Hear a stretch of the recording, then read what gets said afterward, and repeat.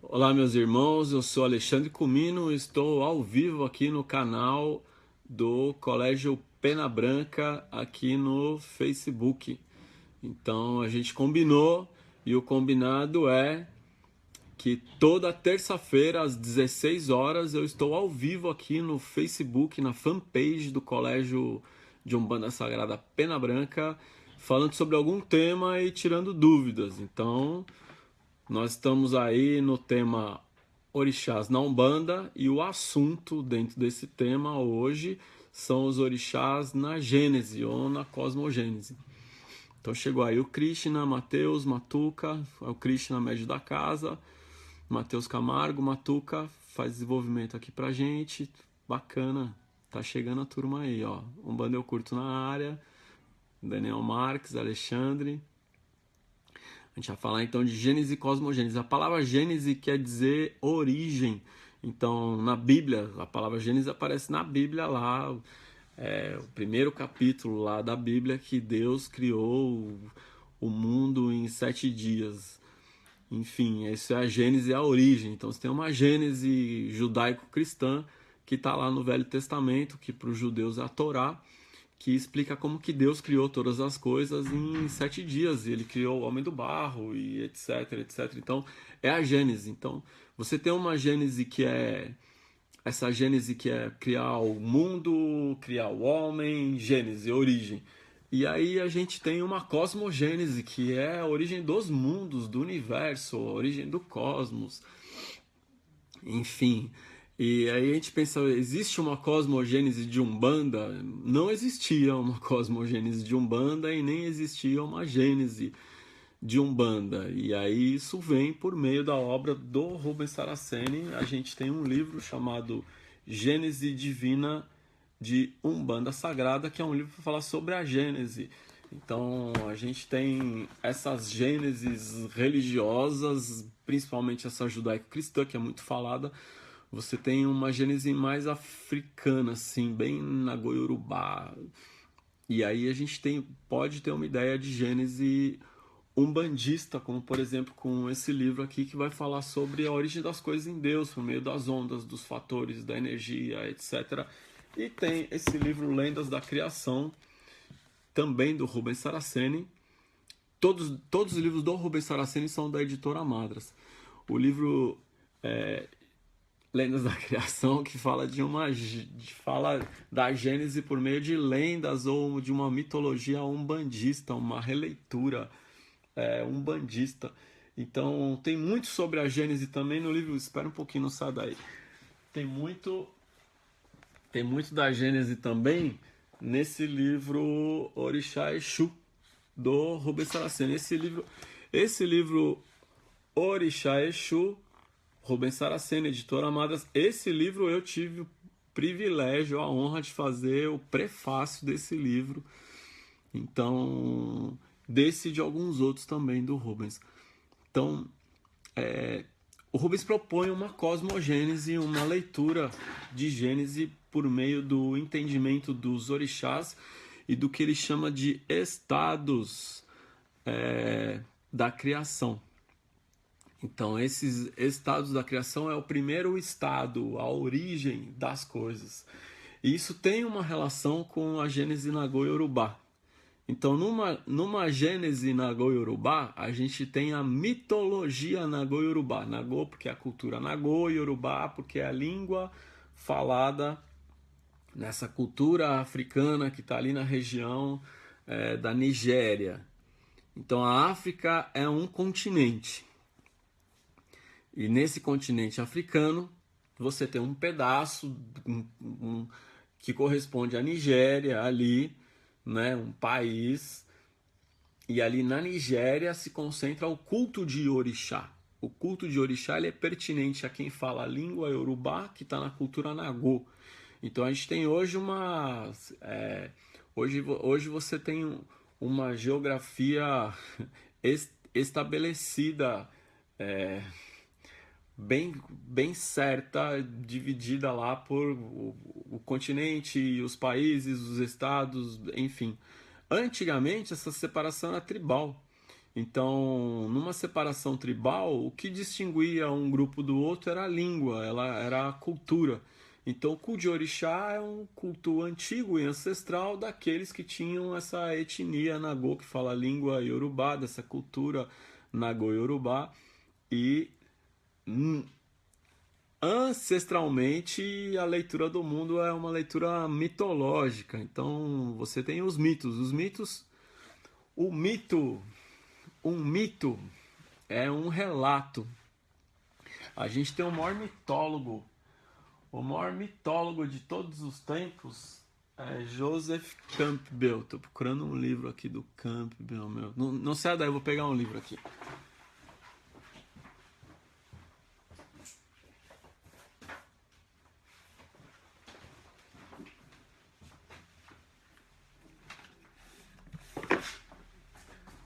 É bom estar em casa, né? Então, Joseph Campbell é o maior mitólogo de todos os tempos.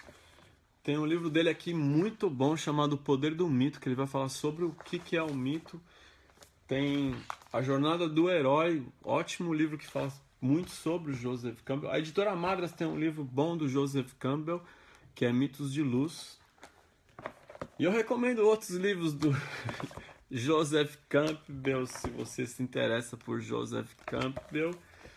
Então, Joseph Campbell conta que certa vez ele foi entrevistado numa rádio e aí o rapaz que estava entrevistando ele falou assim, ó, cuidado comigo, eu sou linha dura, eu sou difícil, hein, cara, então o negócio é o seguinte, vamos começar aqui nossa conversa sobre mitologia, você é um mitólogo Joseph Campbell, então vamos começar sobre esse negócio de mito aí que é uma mentira. E aí o Joseph Campbell falou, o mito não é uma mentira. Ele falou, sim, mito é uma mentira. Não, mito não é uma mentira. Aí ele falou, não é uma mentira, então o que é? Ele falou, o mito é uma metáfora. Aí o rapaz falou, então a metáfora é uma mentira. Não, metáfora não é uma mentira. Metáfora é uma forma alegórica, subjetiva de falar de alguma coisa. E aí o Joseph Campbell fala assim, metade da população acha que o mito é uma mentira e a outra metade da população acha que o mito é uma história, é um fato histórico. Isso vai acontecer na Gênese judaico-cristã. Por exemplo, na ideia de Adão e Eva. Então, o conceito de Adão e Eva é um conceito mitológico. Adão e Eva é um mito. Porque não surgiram todas as raças, todas as culturas, todas as etnias de um único casal, Adão e Eva. Não surgiu a raça branca, a raça negra, a raça vermelha, a raça amarela de um único casal, Adão e Eva. Aí você tem aquela história, Adão e Eva tinham 3 filhos. Tem Caim, Jacó e Caim, Abel e Sete.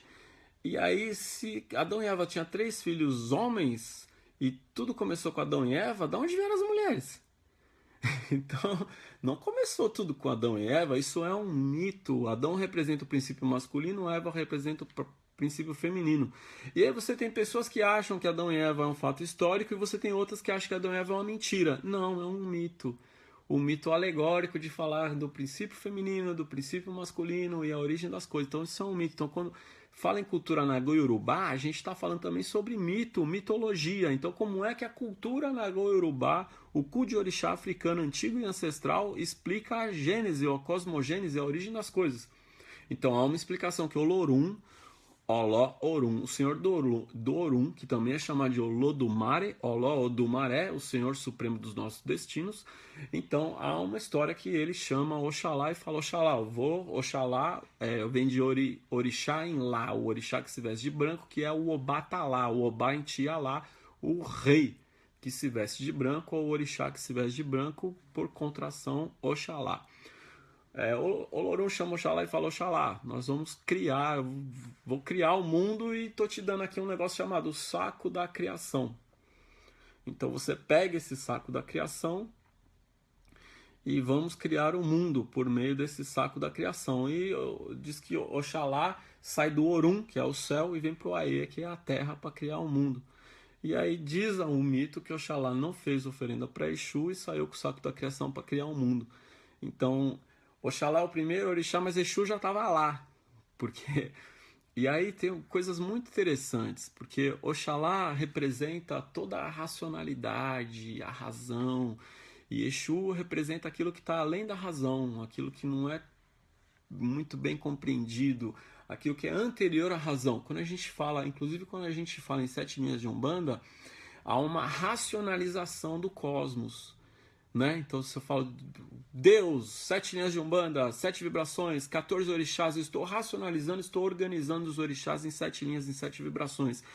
E aí você está racionalizando. Exu, ele é anterior à racionalização. Exu é anterior ao pensar. Exu, ele é anterior a tudo isso.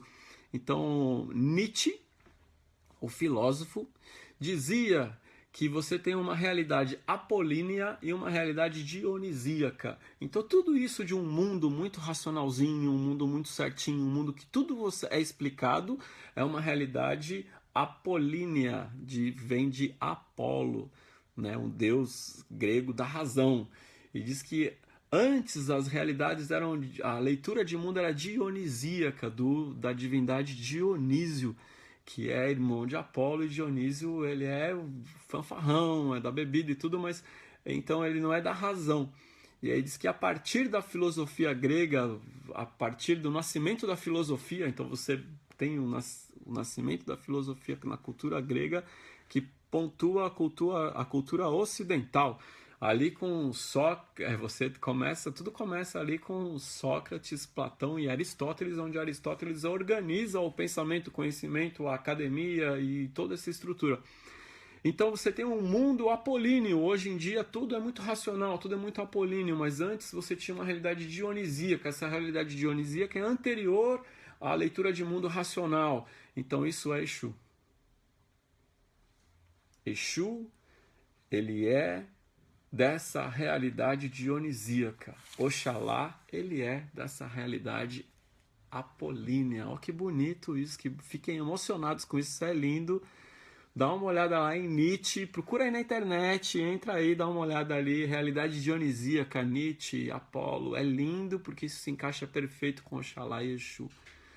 Então Exu, ele reina numa realidade dionisíaca, ele é anterior à razão. Se a gente fala de 7 linhas de organização, Exu é anterior a tudo isso.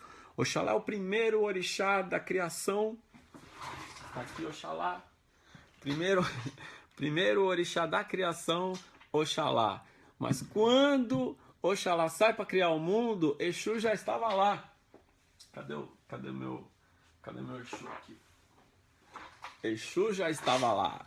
Quando Oxalá sai para criar o mundo, Exu já estava lá. E aí Oxalá não fez oferenda para Exu. O que é que Exu fez? Exu fez uma magia, embriagou Oxalá. Oxalá ficou morrendo de sede. E aí Exu colocou uma palmeira com um vinho de palma. Oxalá bebe o vinho de palma, se embriaga, cai embriagado com o saco da criação.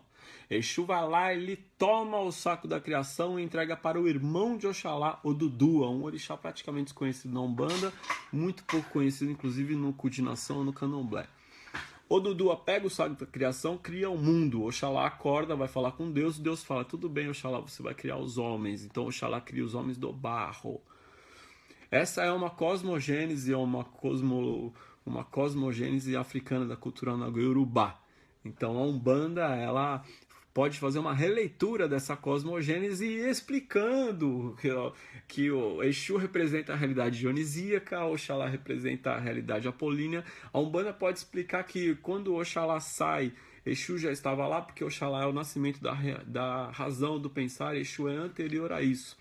Pode explicar que quando Oxalá sai do Orum para o Aie, Oxalá atravessa uma encruzilhada, porque Oxalá está descendo. Então imagina assim, ó, olha só, Oxalá está descendo uma reguinha aqui, ó, descendo lá de cima do Orum para o Aie. Então nessa descida, em algum momento, você tem aqui o limite, da onde começa do Orum para o Aie. Esse limite aqui é o que? É o que, meu irmão? O que? É uma encruzilhada. Então, quem é que está na encruzilhada? Exu. Na hora que o Oxalá vai passar na encruzilhada, ele não reverencia Exu, ele não saúda Exu, ele não cumprimenta Exu, ele não dá oferenda para Exu. E aí o que é que acontece? Exu dá uma sede danada em Oxalá. Isso é mito por quê? Porque isso tem um objetivo. Isso não é um fato histórico, isso é uma lenda, é um mito que tem um objetivo. Qual é o objetivo? O objetivo é ensinar que Oxalá é um orixá criador, mas não é Deus. Deus é Olorum, mas ele é criador. Oxalá é o orixá modelador, ele modela os homens, as mulheres, ele modela tudo na criação.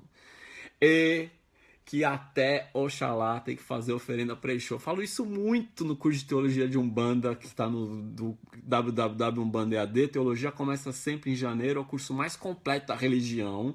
É um curso de 1 ano de duração.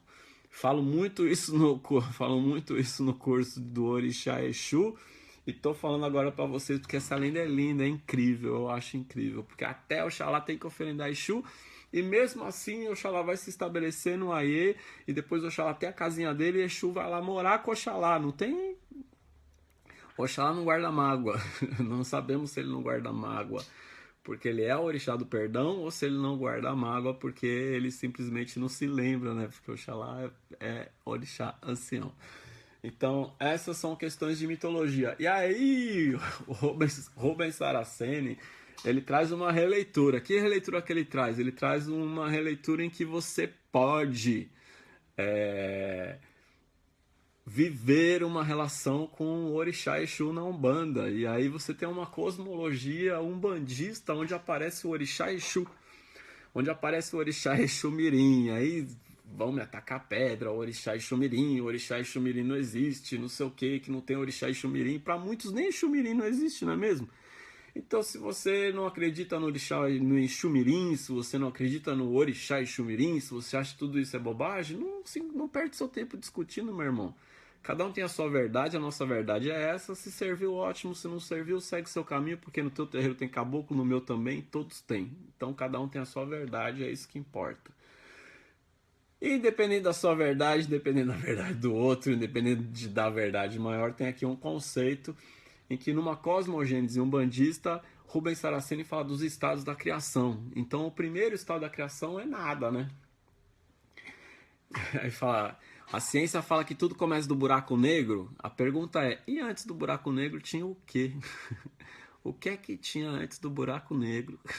Alguma coisa devia ter. Quem é que fez esse buraco negro? Da onde veio esse buraco negro? Que negócio é esse? Para quem acredita em Deus, esse negócio é Deus, certo? Então, na origem é nada. O nada, o Rubens diz assim, o nada é um estado da criação. Esse estado, cada estado da criação pertence a um orixá. Então, esse estado da criação, que é o nada, ou seja, não existia nada, em algum momento nada existia, mas Olorum já existia, não é mesmo? Olodumare, Deus, Zambi, Iavé, Tupã, Jeová, como você quiser chamar, já existia. E nada além dele. Então o primeiro estado da criação é o estado do nada. Isso pertence a uma divindade que a gente chama de Orixá Exu Mirim. Ah, mas Exu Mirim é uma entidade? É. Exu Mirim é uma entidade. Mas tem um mistério que rege essa entidade, que pertence a uma divindade. Como ninguém conhece essa divindade, ninguém sabe quem é essa divindade, então a gente chama de divindade Exu Mirim. Para nós, divindade é sinônimo de orixá. Por isso é que a gente chama de orixá Exu Mirim e a gente tem novos orixás na Umbanda, o que é impossível no Candomblé, mas na Umbanda é possível. Tanto é possível que você tem Iofá, você tem Iori, você tem Iorimá, você tem Egunitá, você tem Logunã, você tem então Orixá Exu Mirim, Orixá Pombagira, etc. Para quem quiser aceitar. E se você não aceita, se você não gosta, quer tacar pé, quer brigar, não briga não, meu irmão. Só clica naquele botãozinho ali, ó, descurtir, desfazer amizade e bloquear, que é a melhor coisa que tem. Para todos os outros que querem ouvir essa história, que querem entender esse olhar da Umbanda Sagrada, da literatura de Rubens Saraceni, na origem você tem o nada, que é o estado de Exu Mirim. E aí, o próximo estado da criação é o vazio. Então, primeiro é o nada e depois você vai ter o vazio, porque você precisa ter um vazio para depois preencher esse vazio com alguma coisa. Esse vazio pertence ao orixá Exu. Ó que interessante, hein? Então nada existe, mas o próximo estado da criação é o vazio. Então há um vazio. Não foi preenchido ainda, pertence ao orixá Exu. Quando você fala, nossa, estou sentindo vazio, vazio existencial, isso aqui está vazio, isso pertence a Exu também, meu irmão. É muito tem que pensar o que representa esse vazio de Exu aí. Então, a partir do momento que você tem o vazio que pertence ao orixá Exu, esse vazio vai ser preenchido com a plenitude, que é o estado da criação do orixá Oxalá. Então, eu tenho 3 estados da criação: o nada, o vazio, que é o preparar o universo, o espaço vazio para receber aquilo que será o universo, que será o cosmos. E então virá o orixá Oxalá, que a partir dele você tem o espaço que será preenchido pelos planetas, pelas galáxias, enfim, o cosmos, a partir da presença de Oxalá, que é o modelador, que é um Oxalá, um orixá criador. Então, depois de Oxalá virão todos os outros orixás, e cada orixá tem a sua contribuição a dar no cosmos. Então, nessa contribuição de dar ao cosmos, Ogum ordena a criação, Oxum agrega tudo na criação, Obaluá é o transformador para que as coisas se transformem e outras surjam. Por exemplo, o orixá Oxumaré é o orixá das cores, o orixá do arco-íris. Graças ao Oxumaré é que o mundo é colorido. Tá tudo em ordem aí? Tá bom. Hã? Que? Eu tô ao vivo aqui falando. Ele pediu pra entrar. Ah, é? É pra entrar aí Pera aí. mesmo. Ó, Rodrigo Queiroz tá entrando ao vivo aqui comigo. Eu nem entendi nada porque eu tava ao vivo e ele entrou aqui. Ó lá, Rodrigo Queiroz. Sai o áudio aí? Sai o áudio, Sil? Vê se ouve. Fala um pouquinho, Rodrigo. Tá saindo, tá saindo. Saiu aí? Tá saindo, tá saindo. Olha, eu tô aproveitando o seu ao vivo, tô te atrapalhando. Atrapalhou nada, meu irmão. Você é muito bem-vindo, sou um parceiro. Surpresa boa. É, tá dando um delay aqui, né? Mas vamos lá. Normal, tem delay com todo mundo aí, mas tranquilo. Vou falar então. Estamos colocando em 5 minutos o e-book 7 linhas de Umbanda, que é um ensaio do Alexandre Comino para Umbanda EAD, um fragmento de degustação do curso Orixás na Umbanda, e anunciando isso em primeira mão aqui para os seus espectadores aqui desse ao vivo. Então, estamos aí com 240 online agora, vão pegar em primeira mão esse e-book lindo, lindo, lindo. Muito bom, Rodrigo. Fico muito feliz. A gente preparou um e-book, preparamos junto aqui esse e-book sobre as 7 linhas de Umbanda, um e-book que fala de todo o histórico das 7 linhas de Umbanda.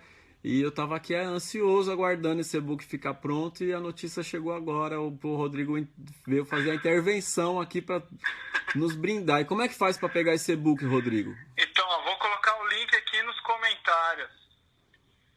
Então, Rodrigo Queiroz ao vivo, no meu ao vivo, dizendo que está oferecendo um e-book gratuito das 7 linhas de Umbanda, e ele vai colocar aí nos comentários. Deve aparecer aqui. Para mim não apareceu ainda. Já colocou? Já. Estamos acabando de subir ele.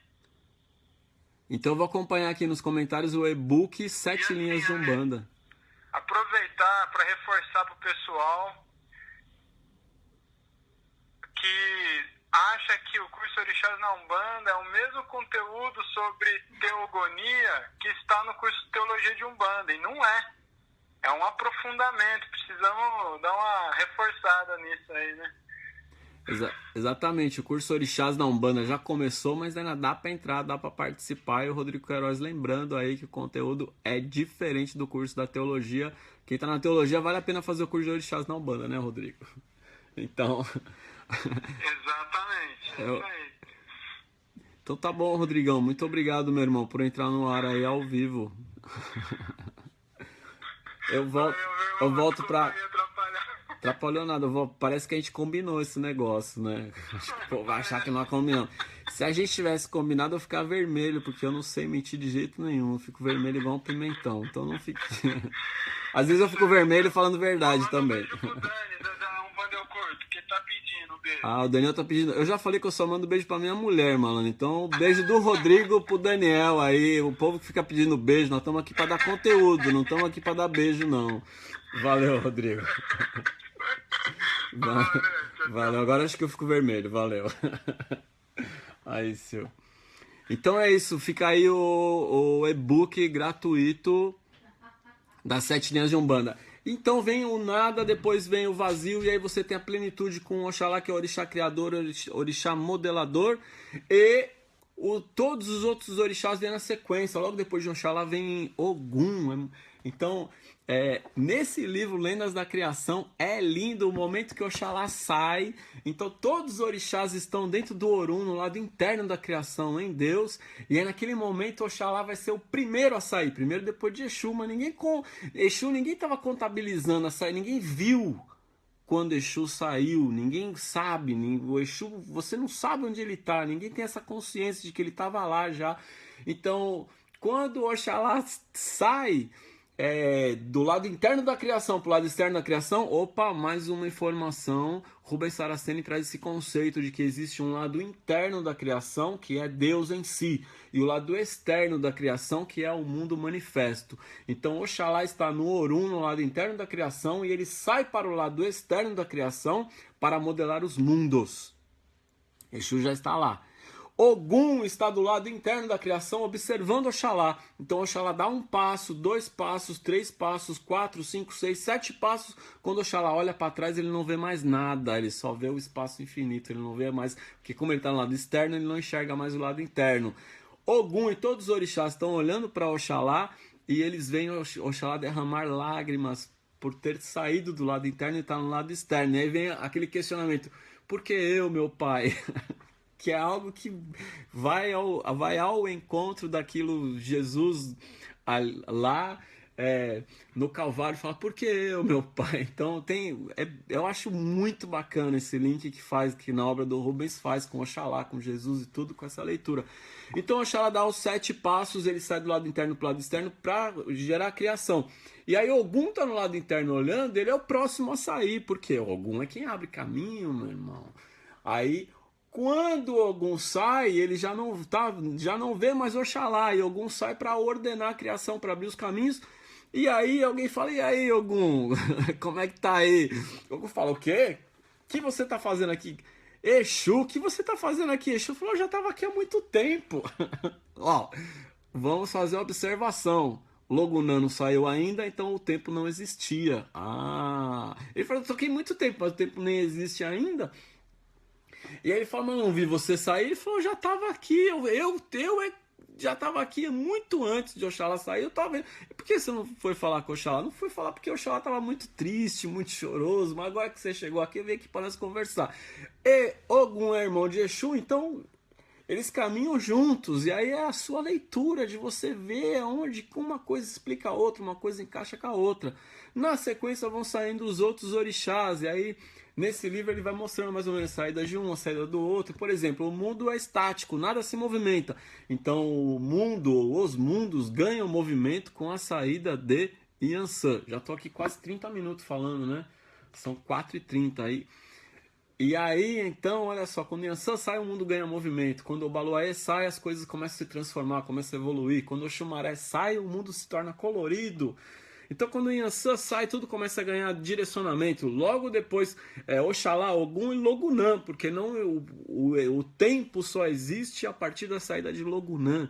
E aí a gente vai entendendo uma cosmogênese umbandista, uma leitura umbandista, onde qualidades, atributos e atribuições dos orixás estão na origem, na gênese, na cosmogênese. Eu acho lindo isso, é lindo. É fascinante, é encantador. A leitura do Rubens é fácil? Não, não é uma leitura fácil. Mas há livros do Rubens que você tem que ler primeiro. Para quem está entrando na literatura do Rubens Saraceni, romance, começa com o Guardião da Meia-Noite, Cavaleiro da Estrela Guia, depois os outros romances. Livro de doutrina, começa lendo livro fininho. Se você começar a leitura do Rubens Saraceni pelo Código de Umbanda, meu irmão, então eu entendo porque que deu um nó na sua cabeça, que você tem que começar a ler livros fininhos, como Rituais de Umbanda, Umbanda Sagrada, 7 Linhas de Umbanda, Arquétipos de Umbanda, Orixás Ancestrais, Tratado Geral de Umbanda, Doutrina e Teologia, para depois ler os outros livros do Rubens, como Código de Umbanda, Gênesis de Umbanda. Tem uma ordem. Os livros de doutrina, a ordem comece lendo os mais fininhos. Então é muito bom estar aqui com vocês. Não sei se estão acompanhando, todo dia eu estou lá no canal do Colégio Pena Branca, colocando, todo dia eu estou lendo um texto do livro Fragmentos de Umbanda de Alexandre Comino, editora Madras. Então acompanha aí, porque o negócio é a gente falar de Umbanda, a gente divulgar Umbanda e levar Umbanda e multiplicar Umbanda e declarar o nosso amor pela Umbanda. Muito obrigado a todo mundo que me acompanhou aí. Ó, o e-book já está no ar, o e-book das 7 linhas de Umbanda já está no ar aqui, muito legal. Meu, e-book gratuito, é uma pesquisa minha. Aliás, parte desse texto de estudo histórico das 7 linhas de Umbanda, eu publiquei uma parte no Jornal de Umbanda Sagrada há muitos anos atrás e ó, já copiaram, já colocaram em tudo quanto é site. Pergunta se tem alguma referência lá de bibliografia, de fonte, quem foi que pesquisou esse negócio aí? Não aparece não. O povo quer levar para frente. Então, ó, é muito importante a gente citar a origem das coisas, citar a fonte, citar... Ó, muita gente boa aqui, hein? Vai colocar o link pessoal, tá travando muito, estou fazendo curso, ó, muito obrigado. Todo mundo que tá aí no curso de Orixás da Umbanda, estou bem feliz. Gratidão hoje sempre. Então hoje foi para falar de cosmogênese, na terça-feira que vem eu vou falar de Orixá de frente, Ancestre e Junton. Um abração pro Rodrigo Queiroz, www.umbandaead.com.br. Abração pro Daniel aí de Umbanda Eu Curto, www.umbandaeucurto.com.br. Fanpage, também Umbanda Eu Curto, fanpage Umbanda EAD, fanpage Magia do Axé. Um abraço para todo mundo que vem fazendo um bom trabalho na Umbanda, com curso, etc. Tenho vários livros do mestre Rubens Saraceni e Nick Reginato. Vários livros do Rubens, Lendo da Criação, Código da Umbanda. Sim, o Rubens publicou mais de 60 livros. São muitos livros, todos pela editora Madras. Eu vou aqui dar uma olhadinha se tem alguma pergunta interessante aqui ainda, ó. Se ficou alguma pergunta, alguém fez alguma pergunta. Exu pode ser orixá de cabeça ou de frente? Na Umbanda não costuma ser, meu irmão, porque a maioria dos terreiros de Umbanda não reconhece Exu como orixá, então ele não vai aparecer como orixá de frente, aparece como entidade. Você tem Exu de frente, então é o seu Exu, o seu guia. Geralmente os orixás de frente ou de juntó são... vai aparecer os orixás são cultuados no terreiro que você tá, né? Aqui a gente segue a Umbanda Sagrada, tem 14 orixás, então... É um desses 14 que aparece como de frente, de ancestre de Juntó. Então, Exu não tem na Umbanda, pelo menos não aparece filho de Exu. Ah, é certo, é errado? Meu irmão, certo é o que funciona. Você tá no terreiro, teu terreiro é bacana, as coisas vão bem lá dentro. Então, o que tá lá dentro de informação é o que é bom para você, é o que funciona. Onde vende esse livro? www.terramística com Y, www.terramística com Y, tem todos os livros da Madras, do Rubens Saraceni, tem muito livro bom aí do Alexandre Comino também. Rodrigo Queiroz, está assistindo a gente? Coloca o site aí, www.terramística.com.br. Olha lá, em primeira mão, Umbanda EAD, o e-book 7 linhas de Umbanda. Muito bom. Sacerdote Caio, Daniel, Fernando Góes, Marli Antunes, Matuca, Piero, Fedeli, Alberto Vieira, Joyce Araújo, Fátima da Graça, Aires Joaquim, Monique Nunes, Patrícia Maria Tato. Muita gente boa aí. Meu celular tá apoiado aqui, ele baixou. Então tá bom, gente. Então vamos fechando aí. Eu agradeço todo mundo por a gente estar junto aqui. Qual livro posso começar a ler desses que você citou? Ó, começa a ler O Guardião da Meia-Noite, começa a ler O Cavaleiro da Estrela Guia. Pra quem nunca leu Umbanda, começa a ler Umbanda Não é Macumba, do Alexandre Comino. Tem alguma Umbanda Não é Macumba aqui? Pra quem nunca leu nenhum livro de Umbanda, lê esse aqui, ó, Umbanda Não é Macumba, do Alexandre Comino, um livro ótimo. Lê esse aqui, Fragmentos de Umbanda, um livro ótimo. Do Rubens, começa a ler os fininhos. Então leia Umbanda Sagrada, leia Orixás Ancestrais. São livros fininhos, bem fáceis de ler mesmo. Tamo junto, certo. Jonathan, qual livro posso começar a ler? Adorei esses esclarecimentos. Exu pode obsediar o médio caso ele não trabalhe? Nenhuma entidade obsedia ninguém, minha irmã. Fernanda Góes pergunta, Exu pode obsediar um médio se ele não quer trabalhar? Não, nenhuma entidade obsedia. Quem obsedia é o obsessor. Guia não obsedia ninguém, né? E você tem seu livre-arbítrio.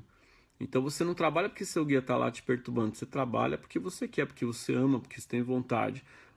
A outra questão é, tenho mediunidade. E aí, o que eu vou fazer com isso? É bom trabalhar para saber como lidar com essa mediunidade, né? mas colocar a culpa em Exu não é legal, não.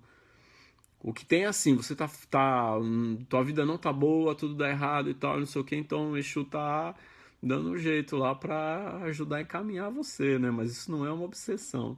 Eu agradeço essa aula, Fátima das Graças, valeu.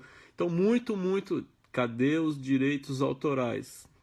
Não entendi. Joyce Araújo perguntou, cadê os direitos? Ah, do meu texto, né? É isso aí, né? O texto é meu, hein? 7 Linhas de Umbanda, esse estudo histórico foi uma pesquisa minha. Mas é isso, né? A gente fica... O importante é levar a informação, mas eu acho que é uma questão de saber se tem seriedade, se não tem seriedade. Aline Dutra, minha mulher, chegou na área, te amo. Aline Dutra, não podia faltar. Meu beijinho para Aline Dutra, então é para ela. Todos os meus beijos são para Aline Dutra, te amo. Muito obrigado. A gente se vê aqui toda terça-feira na fanpage do Colégio Pena Branca, 16 horas. Toda quinta-feira na fanpage Umbanda Eu Curto, às 16 horas. Todo dia um vídeo diário lá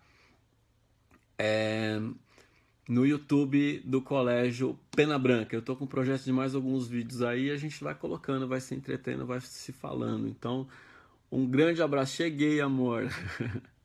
Você nunca foi, mulher, tá sempre junto. Te amo, te amo, te amo. Axé para todos. Beijinho pra minha mulher e até o próximo encontro. Oxalá em mim, reverencia Oxalá em você.